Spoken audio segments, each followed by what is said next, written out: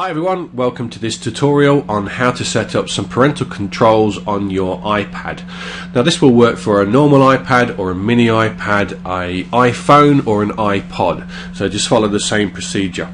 My name's Rob Walker and I'm going to show you how to actually do this, and it's very simple. Now as you can see, what I'm using here is a device which is about 8 or 9 months old. It belongs to my youngest child who is 7. Okay, and basically what I have here is a well-used device, and they've downloaded, all my kids use this. My oldest one is 14 and I've also got a 13-year-old as well, and all the kids at some point do actually use this device. Now the cool thing about this, okay, is that, you know, iPads are fantastic time killers, and also educational value as well.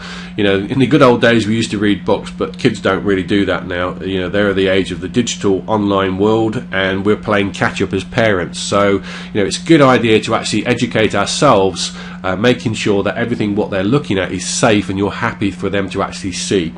Okay, so I'm going to click on settings here, okay, and I'm going to tap on this on my screen, okay, and this will default through to where it says general here, okay. Now as you see on the right hand side, okay, this is a typical iPad as it would look a few months old, okay. Now, you know, it's a good idea straight out of the box to actually set up the restrictions, but you know, chances are you might not have done that, so you're doing this at some point in time because you've heard some horror stories about people having some big bills on iTunes. So basically you've got your act together now and you want to actually set up some restrictions. Very easy to do. Where it says restrictions here, as you can see at the moment, this is off, okay. Now a little tip here, okay, and this is really quite important. If you are using this and your device, or doing this and your device is about 6-7 months old or whatever, and you know the kids have been using it, the chances are there's quite a bit of data on here what the kids don't want to lose. So being a responsible parent, it's probably a good idea to actually back up the particular iPad or whatever device you're using to iTunes at this point in time. Okay, the reason I'm going to say that is because in a second you're going to be actually prompted for a new passcode lock.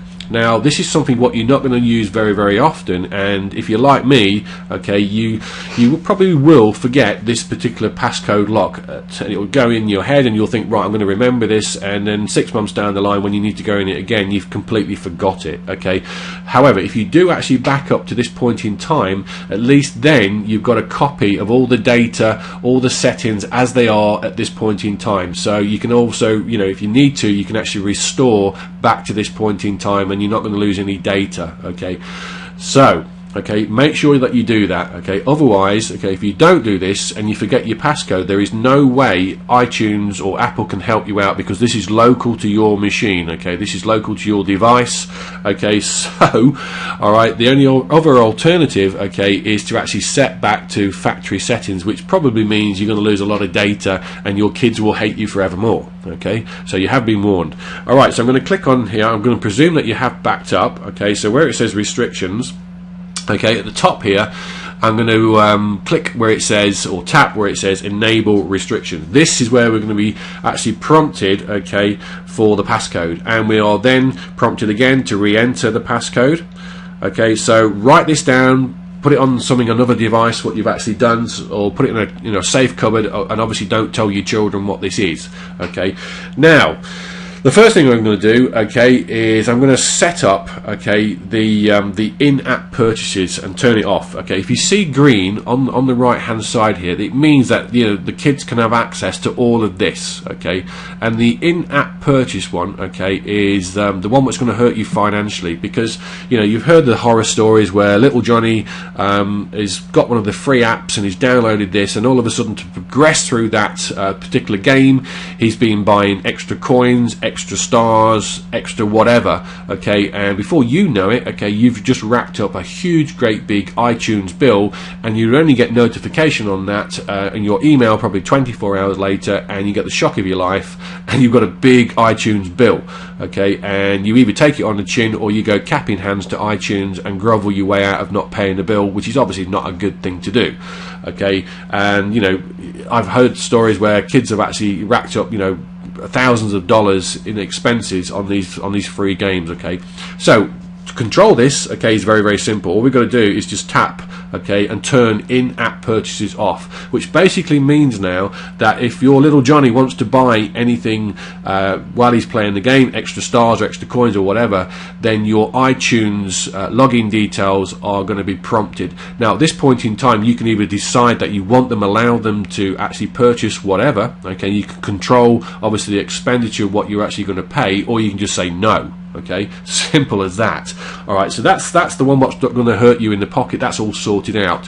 What I'm going to do now is just cover some of the other basics of obviously what we can allow or disallow your kids to see using this device. So straight away, if we look at Safari, okay, this is the internet basically. Do we want them to go on the internet, yes or no? Okay, well, it's a bad day if we don't allow them on the internet, but you know, kids will hate me, but you can actually, if they've been on the internet too much, you can turn it off. Also the camera as well. Okay, as you can see there, by turning off the camera, you will turn off FaceTime. Okay, so basically what happens is with kids, okay, you know, if it's a new device, all of a sudden they're taking loads and loads of pictures, and you know, it can be a bit of a nightmare sometimes, and you know, it eats up your memory.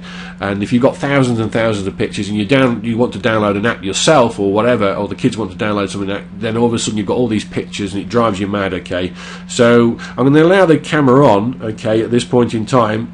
So you know, I'm not too worried about that, but if things become an issue, then I can also turn it off as well. iTunes Store, okay, we can actually stop them, okay, by turning this off, allow them access to the iTunes Store, okay, which basically means that they're not allowed to actually get any more apps, okay, or get any music or anything like that. iTunes Bookstore, I'm okay with. Installing apps, we can turn that on or off, okay. Deleting apps, we can prevent them from actually deleting any apps, okay, we can do that. Obviously, in-app purchase, I'm going to keep off. Siri, we can obviously use on or off, and also AirDrop as well, which is I'm actually using this device at the moment to actually show you on the screen. I'm going to keep that on, obviously. Now, allowed content, okay. Now, if you've got young kids, then obviously you probably want to be quite on this, okay, in the fact of what you allow them to see, allow them, or you know, don't allow them to see. So at the moment, it defaults to United States, okay. So I'm going to put United Kingdom because that's where I am. Okay, that's my country. So that will give me all the my country's restrictions, okay. Probably the Western world, very much the same anyway. Music and podcasts, okay, at the moment it's saying explicit, okay, it will allow you know, any explicit language in any music to be to be heard on this device. I'm going to turn that off, okay. So I'll just go back to restrictions, okay. Movies, again, okay, it defaults to all. Alright, so if your kids are watching an 18 movie and your kids are only 5 or 6, then they're going to be watching it, okay. But we can actually restrict this. Now, as my my youngest one is only 7, okay, I'm quite happy, okay, for this device to only show children's movies. Now, all I'm going to do, where it says you, okay, I'm going to click on that. So the only movies what can be actually viewed on this device now, okay, are children's movies. Parental guidance 12, 15 and 18s, okay, are not allowed to be viewed on this device, okay. So back to restrictions. TV shows as well, okay. It defaults to allow all TV shows, okay. I'm not going to I'm just going to click on caution, okay. So basically, you know, at least I've got some controls on this, okay, or I can just say, look, don't allow TV shows whatsoever, okay. I'm going to go with caution and keep that there, okay.